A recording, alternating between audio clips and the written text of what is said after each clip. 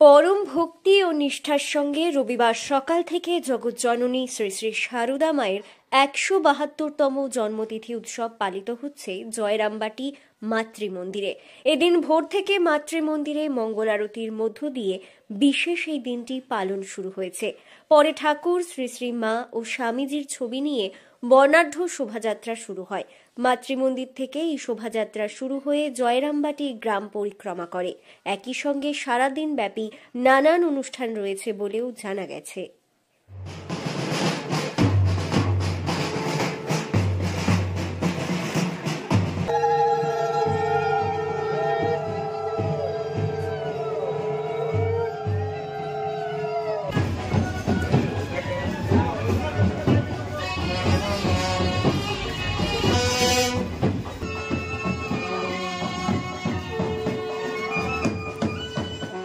1853 সালের 22শে ডিসেম্বর, বাংলায় 1260 সালের 8ই পৌষ, বৃহস্পতিবার পৌষ মাসের কৃষ্ণা সপ্তমী তিথিতে বাঁকুড়ার প্রত্যন্ত গ্রাম জয়রামবাটির এক দরিদ্র ধর্মপরায়ণ ব্রাহ্মণ পরিবারে সারদা দেবীর জন্ম। তার বাবা রামচন্দ্র মুখোপাধ্যায় ও মায়ের নাম শ্যামা সুন্দরী দেবী। তাদের পরিবার বংশানুক্রমে ভগবান শ্রীরামচন্দ্রের উপাসক ছিলেন। সারদা দেবী ছিলেন তাদের প্রথম সন্তান।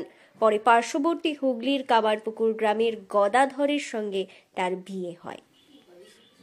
শ্রী শ্রী সারদা মায়ের জন্মতিথি উপলক্ষে এদিন সকাল থেকে জয়রামবাটিতে উৎসবের মেজাজ।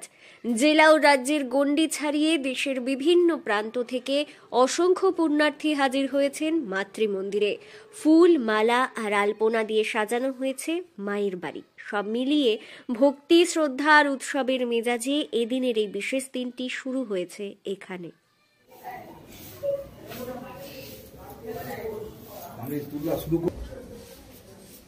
অন্যান্য দিনের মতো এদিনও দর্শনার্থীরা মাতৃমন্দিরে প্রবেশাধিকারের সুযোগ পাবেন শ্রী শ্রী সারদা মাকে শ্রদ্ধা নিবেদনের সুযোগ।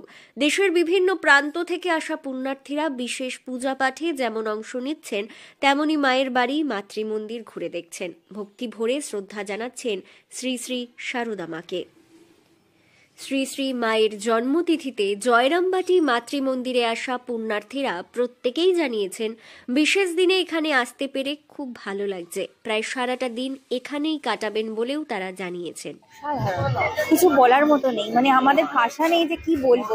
ওনার দর্শন, ওনার প্রত্যেকটা অনুষ্ঠান যে আমরা আজকে উপভোগ করতে পারছি, তার একটা অদ্ভুত জায়গা, অদ্ভুত ফিলিং, মানে সেটা আমাদের ভেতরেই থেকে যাবে। হয়তো আমরা সারা জীবন এটাকে মাথায় রেখেই চলবো। এইটুকু মনের কিছু প্রার্থনা, যেটা সবসময় বলা সম্ভব হয়ে ওঠে না, কিন্তু সবাই যাতে ভালো থাকে, সুস্থ থাকে, ওনাকে মাথায় নিয়ে চলতে পারে, এটা তো অবশ্যই ওনার কাছে জানানো। আজকে এই পূর্ণ লগ্নে আজকে আমরা এখানে উপস্থিত হতে পারি, যেটা আমাদের খুব সৌভাগ্য। মানে দৃশ্য এই পাশে দেখতেই পাচ্ছেন, গান চলছে, গান বাজনা, আর অপূর্ব লাগছে মাকে দেখতে। মানে এত সুন্দর সাজিয়েছে, দেখার মতো। হ্যাঁ, মন ভরে গেল দেখে। মানে এই যে সকালবেলায় এত দূর থেকে এসে যে একটা দর্শন পেলাম মায়ের, সকাল সকাল মনটাই ভরে গেল। অপূর্ব অপূর্ব। মানে এইগুলোর জন্য অনেক ভাগ্যের দরকার হয়। সত্যি কথা, এত দূর থেকে আসতে পারলাম, আর মা টানলো বলেই আসতে পারলাম। এত সুন্দর দেখলাম, দেখেই ভালো লাগছে। চাওয়ার তো অনেক কিছুই আছে, এর আগেও অনেক কিছু চেয়েছি, মা কখনো নিরাশ করেনি, পেয়েওছি, কিন্তু এখনো অনেক কিছু চাওয়ার আছে। দেখি এবার কি করে। জন্মতিথিতে এর আগে বাগবাজার, আমি অ্যাকচুয়ালি কলকাতা থেকে আসছি, মানে আমি বাগবাজারে যাই, কিন্তু এই মানে জয়রামবাটিতে জন্মতিথিতে এই প্রথমবার। আর এখানে থেকেওছি, মায়ের এই আশ্রমে অনেকবার থেকেছি, কিন্তু মানে এই জন্মতিথিতে সবসময় আসা হয় না। এবার প্রথম জয়রামবাটিতে যাবো। সারাদিন এখানে দেখবো, এখানে গান টান একটু শুনবো, কামারপুকুর যাওয়ার আছে, অনেক জায়গায় একটু দেখবো। খুব সুন্দর অভিজ্ঞতা হয়েছে, এত সুন্দর পরিবেশ, আজকে পরিবেশও খুবই সুন্দর, খুব সুন্দর ভাবে সাজিয়েছে মাকে, তো খুবই ভালো লাগছে এসে। ব্যবস্থা খুবই সুন্দর, তো ইচ্ছা আছে আরো সুন্দরভাবে সময়টাকে কাটানো, এখানেই থাকার। তারপর সন্ধ্যা বিকেলে নাগাদ আমি কলকাতার দিকে বেরিয়ে যাবো আবার। তো এই যতক্ষণ থাকি মায়ের সঙ্গেই থাকা, এই নিয়ে ভালো লাগছে। হ্যাঁ, করেছি, আবার দেখি, আবার একটু যদি পাই আরেকবার মাকে দেখে তার মন ভরে না, আরো যেতে ইচ্ছে করে, তো এই যাবো।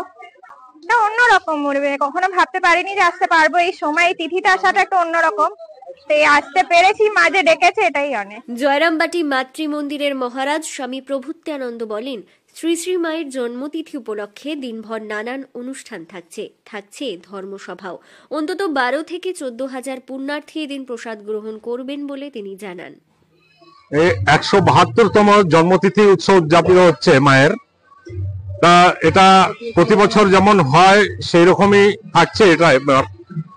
যদিও মায়ের মন্দিরের শতবর্ষ বড় উৎসব হলো, এরপর এটা আমাদের মায়ের নামে যেমন প্রতি বছর হয় সেই রকমই হবে। আর গতকাল সন্ধ্যাবেলা থেকেই আরম্ভ হয়েছে, সন্ধ্যা আরতির পর বাঁশি বাদনের ছিল, দিগ্বিজয় সিং বলে বাঁশি বাদক এসেছিলেন। আজকে সারাদিন ধরে বিশেষ পুজো, হোম ইত্যাদি তো মন্দিরে হবেই, তাছাড়া পাশে মঞ্চে ভক্তি গীতি, বাউল গান এই তো চলবে। দুপুর 3টার থেকে ধর্মসভা হবে। ধর্মসভায় রহরা রামকৃষ্ণ মিশনের যে কলেজ আছে, বিবেকানন্দ সেন্টারিনারি কলেজ, তার প্রিন্সিপাল স্বামী কমলাস্থানন্দ মহারাজ আসবেন বক্তা হিসাবে। আর উদ্বোধন পত্রিকার যে সম্পাদক এডিটর স্বামী কৃষ্ণনাথানন্দ, উনিও এসে গেছেন।